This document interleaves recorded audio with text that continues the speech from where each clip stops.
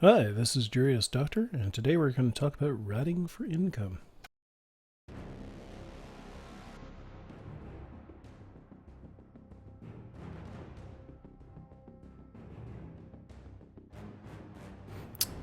You may have come to Eve because of the videos that you've seen online, things like This is Eve, wonderful renderings from a dark and definitely dangerous space drama, and an MMO of incredible reach. It is definitely one of the biggest games out there in terms of systems to explore and things to do. Being a proper sandbox, it's one of those environments where really what you choose to do is entirely up to you. You may have been enticed by the vision of giant titanic battles filled with titans and supercarriers and battleships, rainbow effects of incredible weapon spreads firing back and forth between the sides engaged, 5 to 6,000 person fights that bring the servers to a grinding halt. But what you often end up looking at is this: a chaotic wall of noise, different colors representing who's friend and who's foe and who are you fighting at any given point in time. This chaotic mess that is the beauty of Eve, well, it starts off with just learning how to survive. You may have grand ambitions of flying a Chimera carrier or a super carrier or even a Titan, but everybody starts off in one of these: a Corvette, a Nubro ship, simple little shuttle-sized vessel that's got a little bit of offensive capabilities and a little bit of ability to mine, but really not much more than that. So how do you get yourself from here to be able to afford the giant capital ships and other vessels in the game? How do you grow yourself financially and to be able to afford those kinds of ventures? Well, it often starts off with ratting. You get out there as a new player, and eventually the newness fades. You get yourself to a point where you've run some of the starter missions, you've engaged with the agency window, and you've started doing some industrial sites, some transportation missions, maybe a couple of security missions to get you out there and shooting some basic rats. Eventually you build up some confidence, you learn a little bit about the game's interface, and you get to the point where you're like, I'm not afraid anymore. You hear that, guys? I'm good. I'm not afraid anymore. And inevitably, this happens. You undock somewhere unfortunate, or you cross paths with somebody who's more interested in PvP than you are interested in your ratting, and you lose your ship. It feels a little bit like losing something really personal and close. It's a real tragedy. And people tell you, you know what, you're going to get over it. Because you will. Because when you're faced with that kind of sudden and unexpected loss, you're faced with only one of 3 ways of dealing with it. The first is to adopt a fearful and paranoid approach. I imagine this is the face many new wormholers have when they're constantly scanning their D-scan. The other is to just completely flip and just rage quit and walk away from the game. And it's a valid approach. A lot of people do. They walk away from the game, but something brings them back, or they don't come back at all. And the third option is to strut into the ring like Conor McGregor. Like, who cares what comes and whether or not you get your nose bloodied, because the other guy is going to walk out looking worse. Ratting, as the PvP experience, is definitely one of the better ways to make money and one of the better ways to build the confidence that you need to continue in this game armed properly. The scope of this video is going to cover who those enemies are in the PvE experience and how to fight them, characteristics of effective ratting ships, passive versus active tanking systems and how you defend yourself, sites to run in different security sectors of space, fitting examples for new and low skill point characters, how to scale your ratting experience and your enterprise in order to make the most potential money. This overview should familiarize you with the basics of ratting for income. This video is not to teach you the quickest way to rat. There are other providers who've put videos out there for that. People like Lone Wolf and Johnny Pugh have excellent reviews of DED sites and anomalies and how to run them in the shortest amount of time. This video is strictly focused on how to show you the best way to make money doing it, and from there you can start building on efficiencies. So, the pirate factions. I covered this in another video, which I'll link at the end of this video, called Exploration and Ratting, where I go into the individual groups, who they are. But at this point, we're going to talk about this more from a pragmatic and practical level. Pirate factions, rats, is the name given to non-player character organizations who are inimical to peace in New Eden. Many have their own unique faction vessels, and these faction ships can be piloted by capsuleers. They offer niche advantages over other ships, and these faction vessels are often very expensive. Blueprint copies will drop as loot, or they may be purchased with loyalty points in loyalty point stores. They often will deal a primary damage type and are damage locked, and are usually weak to the same damage in return. Whether that be the AI of rogue drones, the sinister dealings of Angel Cartel and other criminal organizations, or the sinister predations of the Blood Raiders, blood-hungry cannibals from a Mars space. When it comes to active tank, the effects that you see here are what you'll find on ships that are actively tanking, and the effects have specific appearances tied to the activity. Shield boosters tend to be this concentric ring spreading out from the command center of the ship and heading forward and back, whereas you get concentric rings on the surface of the vessel repairing obvious physical damage when you're repairing armor. The active tanks have the following properties. The first is that the repair speed changes whether it is a shield active tank or an armor active tank. Shield reps land first, meaning that when you press the button to start the repair module, you immediately receive the rep, and you do not receive your next rep until the cycle time is completed and a new cycle has begun. With armor reps, the armor repair itself doesn't land until the end of the first active cycle and every active cycle thereafter. So you push the button, and if it's a 10-second cycle time, you get your repair at the end of that 10 seconds. Now, for PvP purposes, a lot of people tend towards using shield reps first because of the immediate repair. Armor rep also tends to come with a drawback that, if you've got precious seconds left in a fight and your reps aren't going to come until the end of that, you may die before those reps land. Shields also have something called passive regeneration, meaning they regenerate on their own. Armor does not have this, and it must be repaired.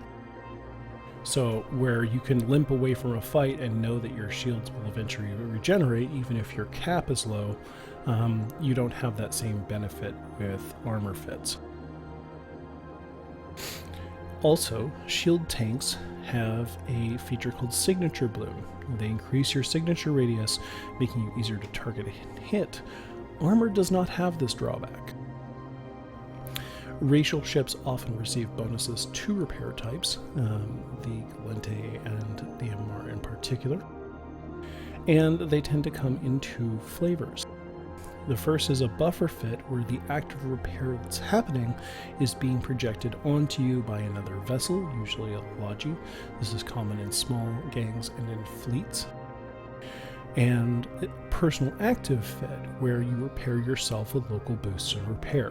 When we talk about an active repair fit, we're usually talking about the latter of these two.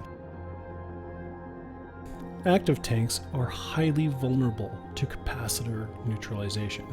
If somebody's nuding out your cap or shutting down your power generation and you don't have the power to start those repair cycles, well, you're functionally dead in the water. Now when it comes to a passive tank in Eve, you can see the animation here for the Abaddon is quite different. It tends to be more of a scintillating crawl over the surface of the ship, starting at the hull line and moving up. Buffer tanks have the following properties.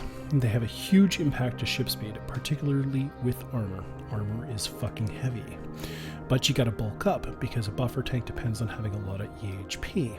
So the more plates you add and the more resistance you add, the slower your ship gets. That's the disadvantage to an armor plate, is that it increases your mass and slows you down, whereas shield tank increases your signature radius. So you're adding, in the point of a shield tank, you're adding extra shield extension, you're increasing those shield hit points, but the more shield tank you add, the bigger you look in space, and the more susceptible you are to taking damage. Buffer fits focus on increasing your resistance to incoming damage types as well. You're focusing at deflecting or avoiding the type of damage that you're going to be taking from the rats you're engaging.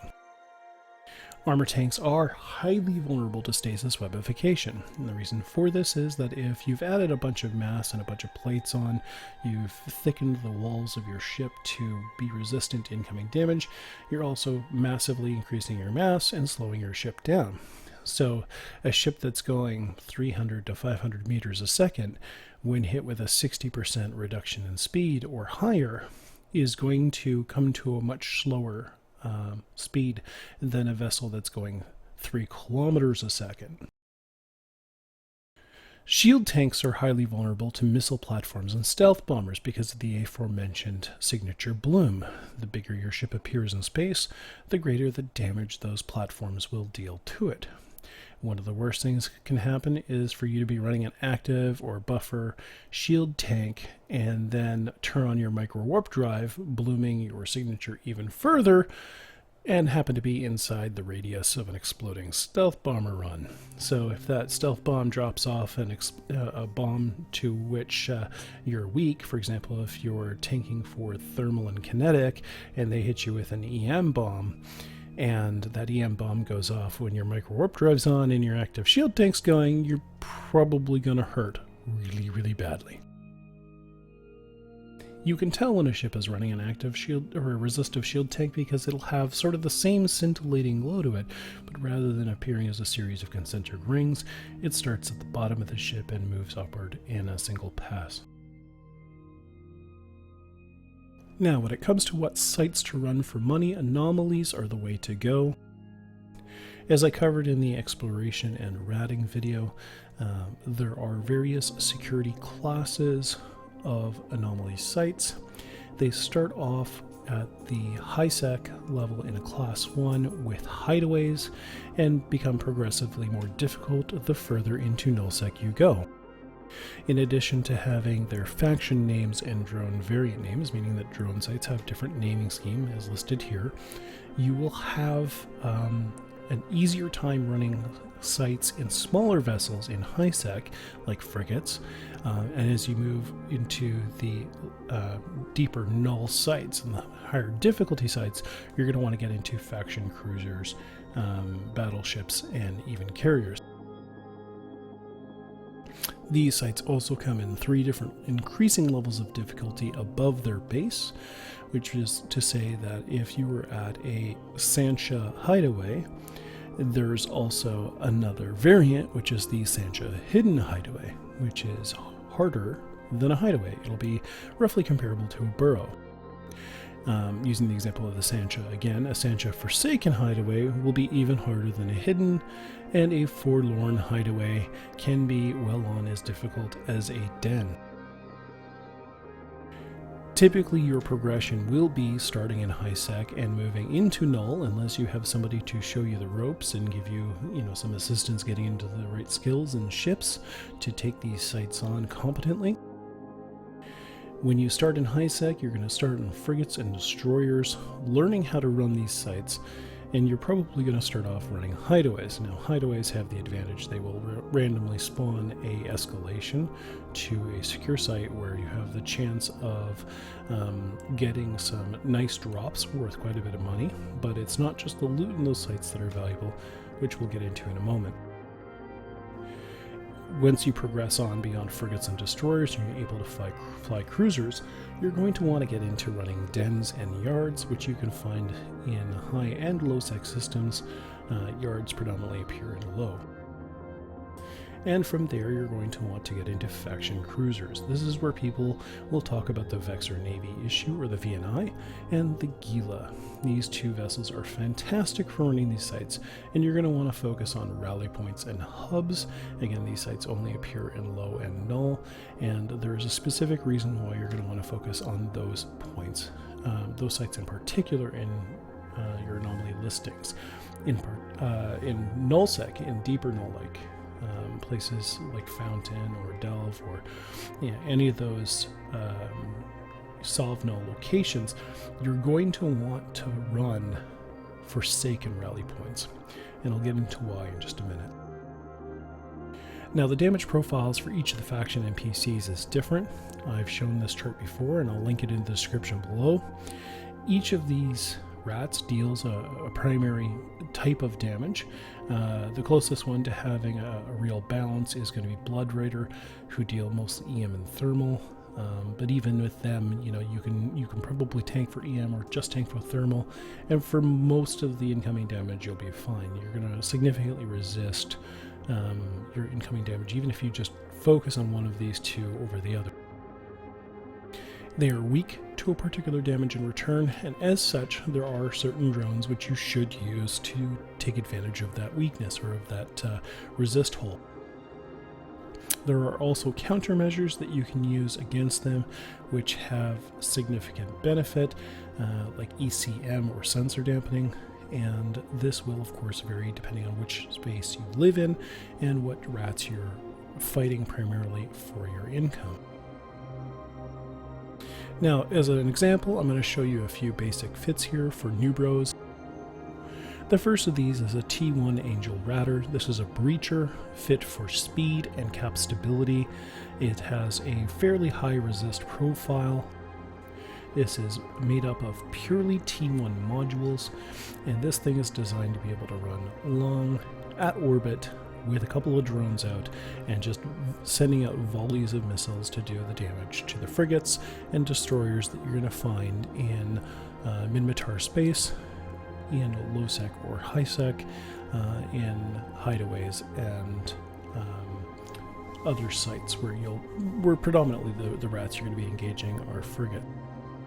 The advantage of this guy is that at 3,200 meters a second, you're going to be outrunning most of the incoming damage. So the tank and the resists, while nice, are really the core of your defense. Then there's the example of a Blood Ratter. This is a T1 ratting frigate used for fighting Blood Raiders in a Mars space. Here we have an example of a Punisher. Now the Punisher is a significantly tankier frigate than the Breacher. Its focus is going to be on armor tank. It gets a bonus in that respect. It has pretty decent resists once you have this guy in space, though. Your ability to deal damage and maintain a decent speed, plus also use an active tank, is definitely advantageous. Now this guy here, I fit for an active tank, and you can watch and see what happens when you turn on the armor reps. Watch what happens to the cap stability in the top right corner. So when you turn on that active rep, your cap immediately begins to deplete faster than it can be restored, meaning that your cap's going to run dry in about 2.5 minutes. Now that should be more than sufficient, and you're not going to run that constantly. You're not going to turn it on and just leave it on. You're going to pulse it. So you're going to start it and let it run, and then once your hull or your armor is sufficiently repaired, you can turn it off again. The other thing that you can do is that if you don't need your stasis web of fire to hold a target down, if you're tracking them well and you're applying damage, you can turn off the web to get a little bit more cap. Switching your ammunition from gamma to standard will also allow you to engage targets outside of 10 kilometers, which is outside of your web or scram range, and you can get quite a bit more cap life out of using standard instead of gamma. But for this particular Fit, Gamma, and Standard are your two best ammunitions to use for general PvE. When it comes to having something that can run missions and deal damage at the cruiser level, getting into sites you can run in NullSec, this T1 Angel mission runner is a good selection. And the purpose of this particular fit is to try to emulate as close as possible the Vexor Navy issue without requiring somebody to train into Galente cruisers if they're starting off as a Minmatar. This particular ship has a very good resist profile, an active shield profile for resisting kinetic and explosive, which is the primary damage types that your angels will deal in Minmatar space. And the fitting here is a little bit more advanced than what you would use for just like a T1 frigate site. Here we've got some meta fittings, clarity ward booster, meta cap battery for cap stability, a couple of capacitor control circuits in the rigs just to help maintain that stability. And really most of the tank from this guy comes from the adaptive invulnerability field 2, and also its ability to lay out pretty decent damage at almost 300 DPS to anything you're engaging on field. So your focus is going to be on attacking sites with cruisers and below, and basically chewing your way through them as quickly as possible while orbiting at distance and using your drones for a fair amount of damage as well. You're also going to want to make money, so I would highly recommend having an efficient salvager. Now, good ships to use as salvagers are destroyers. Here I'm going to use the example of a very cap-stable, clean little coercer. This one here is set up with 8 salvager 1s in the highs, afterburner 1 and a medium cap battery 2. That's just for cap stability. That together with the power diagnostic system 2 in the lows will help to keep this guy able to orbit sites and warp into various locations and quickly start cleaning up the salvaged wrecks. The 3 times small salvage tackle 2s can be swapped out for salvage tackle 1s if you're finding the price a little high, but this ship here at 30 million ISK will pay itself off within the first 1 to 2 sites that you salvage. So this is a very, very worthwhile fit to go with. You can also reproduce this fit in a catalyst, a Talwar. There's a few different ways that you can rebuild this. Very same fit, take it out and use it. And then of course we have the NullSec VNI. The NullSec VNI is what we call an AFK router. Typically, this thing is going to run cap stable. It's going to travel at a high rate of speed, so 1300 meters a second. So it's going to depend upon speed more than it's going to depend upon its resist profile. But that said, this particular ship has a very high resist. It's getting an 81% kinetic resistance and 65% explosive. Now, this particular fit was originally used by me in the Molten Heath area, again fighting angels and other rats of that region where they deal predominantly kinetic and explosive. I have used this very same fit though in Serpentis space, just swapping out the drones for a different damage profile. This ship can run just constantly in circles around a site. You warp into 30, poop out some drones, set yourself to orbit on a fixed point like a single wreck that you create when you first warp in, or if there's any structures floating in space at the site, set your orbit, turn your props on, turn your resist on, and let the drones do their work under aggressive. The fit's pretty straightforward, but mostly T2. Shield extender for extra tank, adaptive invulnerability field, and then your selected resist focus, in this case a kinetic deflection field 2. Drone damage amplifiers for extra drone damage, capacitor PO relays to maintain the power, an omnidirectional tracking enhancer to help your drones apply their damage better. We have a medium anti-EM screen reinforcer to help fill in some of that EM hole there that this hull suffers from.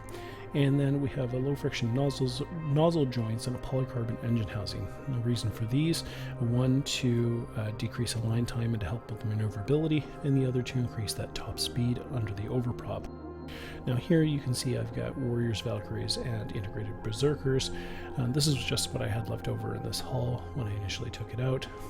If you were going to fly this in Serpentis space, you would use Caldari drones. If you were going to fly this in Amara space, you'd want to switch your resist from kinetic to EM Ward Field 2, and be using Amar drones. So this is a very versatile fit. You'll find that this is very close to what a lot of people are using for VNIs, and there really is a good reason why a lot of people will tell you to get into a VNI to make the most money possible ratting. Now, how to grow your money, how to scale up from just getting out and ratting and doing a little bit of salvaging. Well, there is a system to it, and I'm going to show that system to you now. You want to start by building multiple streams of income. So you get out there, you do some ratting, you blow up some ships, maybe you do some PvP, but you're going to leave wrecks in space. Those wrecks contain salvage, bits of components that weren't blown up when the ship was blown to pieces, bits of circuit board, control panel, trigger units.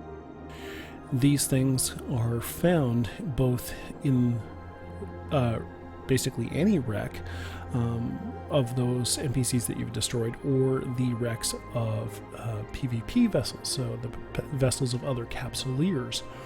Now, you looking at the individual icons, if the icon is filled in, it means that there's modules left in the cargo holds or in the spaces in that wreckage. Even the empty wrecks, those wrecks that you haven't touched yet, have the ability to be salvaged for extra goods that can be sold at market. Now, when you're operating in high sec and low sec, it's important to pay attention to the colors of the wrecks. A white wreck is one you created. A gray wreck is one you've created, but you've visited already, you've looked inside it, and maybe didn't touch everything. Blue wrecks are wrecks that have been abandoned by others, meaning they're free to touch, but they weren't created by you. And yellow wrecks are wrecks that belong to somebody else. You were not party to destroying that ship, so you have no claim to it. Now, if you salvage a wreck that hasn't been abandoned, if it's yellow, and you salvage it, you're going to get a suspect timer, which means that anybody in space can shoot you for 15 minutes. They can open a limited engagement with you and blow you up. Basically, no matter what the security is in the space you're in, it's opening you to attack. So be careful about when you pick your times to rat, and when you go about salvaging, because if you find yourself salvaging the wrong wreck, you can end up in a world of hurt. Now, to increase your efficiency when you're salvaging, one thing that helps is if you have all your wrecks in the same place.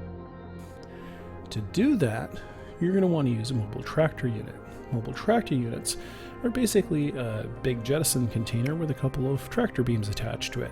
It'll pull wrecks towards it, scoop any active modules or loot that have fallen out of those ships into its holds, and it'll keep the wrecks nearby for easy access. You're also going to want an industrial ship. Why? Because you need something to cart these big external boxes around and drop them into space with. You also need sufficient space to scoop the loot that these MTUs will pull in for you. The salvage that you gather from salvaging these wrecks and the modules that you find that are scooped by the MTUs, these are very, very useful for industry, and industrialists and inventors are who you're going to be selling this stuff to. And this helps feed the market, this helps keep the game healthy, and it's a great way to make money. And there's no better money to be made in salvaging than salvaging the wrecks of upwell structures. So pay close attention whenever there's big fights going on, because if you can scoop in there really quickly and salvage immediately after a battle, even though it's a little hairy sometimes and you might die in the process, the rewards far, far outweigh the risk. Now, I'd like to give a shout out to the Hedway Network. The Hedway Network is an organization that puts up upwell structures that you can dock in. They are treated as free ports, which means friendly to everybody. You have access to use their research, invention, manufacturing services. You can build ships there. They often will function as markets. They have a beautiful website. You should check it out, hedway.net. where they list the location of their services in a marsh space. They're fantastic organization, very friendly, and if you're interested in getting started in industry, talk to some of their members and the people who use their service locations. They're a good place to start. Now, part of the reason I bring the Hedway Network up is not just a basic shout-out, but also because when you're first getting started, you want to make sure that you're spacing all of your ratting out of an upwell structure that is friendly to you. And the reason for that is because of tethering. Now, tethering is important because unlike a station, if you've received damage and you need to warp out, but you just want quick repairs and you're doing this solo, warping to a friendly citadel will allow you to be tethered. That tether, once it connects to your ship, A, makes you invulnerable to attack, provided you don't provoke something, and B, it allows the structure to begin repairing you. It will send a capacitor to your ship, it will restore your shields, repair your armor, and repair any drones in your drone bay, without you having to pay anything and without docking up. This helps increase the speed at which you can return to those sites and complete them. So you start off at your friendly citadel, and you undock your Vexor or whatever vessel you're using to rat. The process looks like this. You're going to open up your probe scanner and find a site, warp to it, press Control B on the way there, and type in a name for the bookmark that you want to create. Control B is the bookmark shortcut. When you land at the site, you're going to drop that bookmark, and you're going to name it MTU1. The reason for this is because the order that you do these sites in is important. I'll explain in a second. So you poop out some drones, you do your ratting, you kill a bunch of ships, and you leave some wrecks behind. Then you're going to rinse repeat at another site, and then another, and you're going to go through until you've done a number of sites, at which point you're going to go back and dock. And what happens is, when you've cleared out those sites, the beacons that allowed you to navigate to them through the probe scanner in the first place, they're gone. The only thing that lets you get back to those sites is the bookmarks that you created in space. If you forget to bookmark a site, you can't go back and scoop that loot or salvage those wrecks. I mean, you could, but you'd have to scan them down, and I think they've changed it so that wrecks don't show up on combat scanning. So then you're going to take out your industrial, and you're going to make sure that you have some MTUs in the hold, and you're going to warp to the first site and poop out an MTU, and then repeat that process at each of the other sites you visited, warping to the bookmarks and then returning back to your citadel and dropping off your industrial. At this point, the MTUs have started the process of scooping all the loot from the various wrecks that you've left behind, so you don't need to worry about doing it. And each of those MTUs has a range of 125 kilometers, but really you want to focus on making sure your MTUs basically in the center of the site, in the middle of the spread of all the wrecks that you've left behind. Reason for this is it cuts down on the amount of travel time that those MTUs have to pull things in from, and it also means that you can complete the sites more efficiently and more quickly when it comes to landing with your salvage ship. The reason why you want to do that is because wrecks that you create only stay in space for 2 hours. After 2 hours, they begin to depopulate from space. It's the game code's way of cleaning itself up. If you don't take advantage of those wrecks while they're out in space, you lose them. So the order in which you do these sites is very important. You never really want to do more than 8 in a row, because you're going to start losing profit as those wrecks from your first site start to depopulate by the time you're done the 8th. So you're going to go rack, grab your salvager, warp to the first site, then the second, then the third, and so on and so forth, until you've had a chance to clear out all that salvage.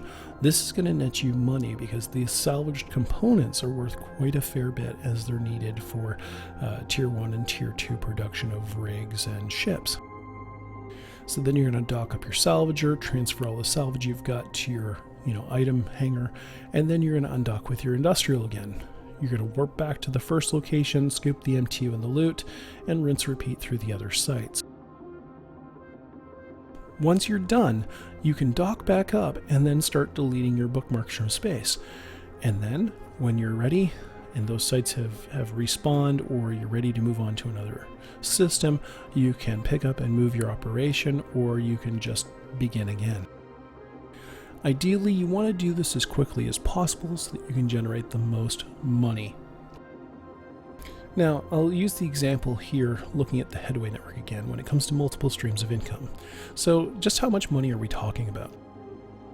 Well, your bounty payments, if you're doing these sites in NullSec or low, and you're running them with fair consistency, your bounty payments from killing rats will run between 8 to 15 million and higher every 20 minutes. What we call ticks is how often the server updates and sends you those bounty payments, which is once every 20 minutes. So if you're getting 15 mil ticks, you're doing pretty decently. Plus there's all the loot that gets dropped that you end up scooping because of your MTUs, or even if you go to each site and fly to just the wrecks that have got the most valuable loot, which you can accomplish with a cargo scanner.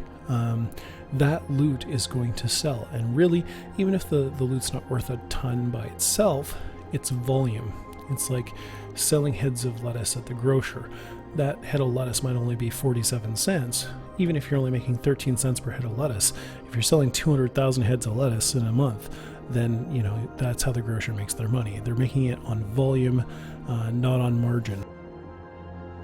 So those modules that you sell at the end of a week or even a month, depending on how much ratting you do, can be worth between 50 million and 150 million ISK per day. It is not hard to hit those numbers in NullSec. And then you have the salvage that you've looted, that you've gotten off of these various sites that you've been to and you've salvaged. That can run easily 250 million ISK a day. I am not kidding when I give you these numbers. I run my Alliance's salvage buyback program, and I routinely pay out between 250 and 600 million ISK to the intrepid salvagers in our Alliance.